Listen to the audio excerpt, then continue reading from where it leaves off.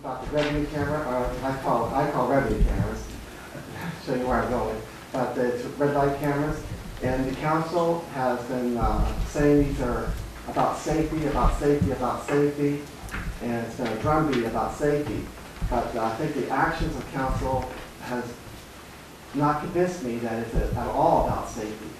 A few weeks ago, in the Sun Messenger, there was an article about the new housing regulations council wants to put forth, and in that article, they talk about the number of foreclosures, the number of abandoned homes. Solid evidence comes from within the city limits on why the council needed new ordinances for housing regulations. But when it comes to the red light cameras, I have not heard of any quantitative evidence within the city limits about why, say, Monticello and Green is a dangerous intersection and needs a red light camera. And so I'm thinking that the lack of this leads me to think the purpose is nothing but a revenue enhancer for the city coffers. And also the actions of council itself leads me to believe that it's nothing but revenue instead of about safety. And it was not really brought up for committees meetings until after the November election, denying people, the citizens, a chance to chime in during the election season. And then there was a little hiatus until after the mayor decided not to run for the county executive. Then all of a sudden it's about safety, it's about safety. If it was really about safety, it should have been, going through the whole part.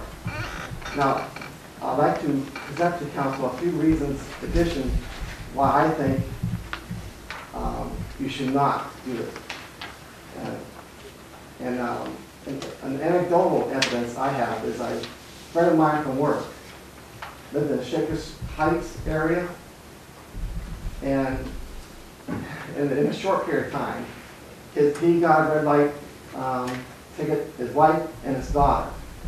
And with that, I'm sure there's other reasons that they decided to move out, but the red light cameras was the motivator, the final straw that broke their back, and they end up moving to Beechwood.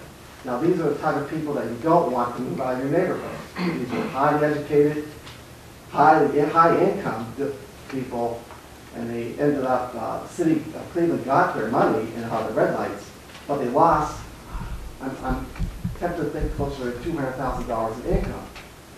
And so, and now Beechwood has it. And I fear this is what can happen to South Euclid, the people with means to move out. Once they get a few tickets, will say, okay, I had enough, I'm moving out to the further suburbs. This is not what we want to happen. Basically, what I'm saying is households are like businesses. Households want stability. They want to know how much it's going to cost to go from their home to church or to get a gallon of milk. They don't want to find out a week later that it costs them an extra $100. And I urge you, council members, to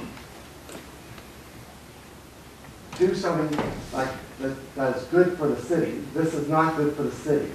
It's good for City Hall. But I urge you, please, don't vote this red light camera in. I think it's, I want to urge you to do something good for the community, the city, and find other ways to enhance revenue for the City Hall. Members of Council, thank you for listening to me.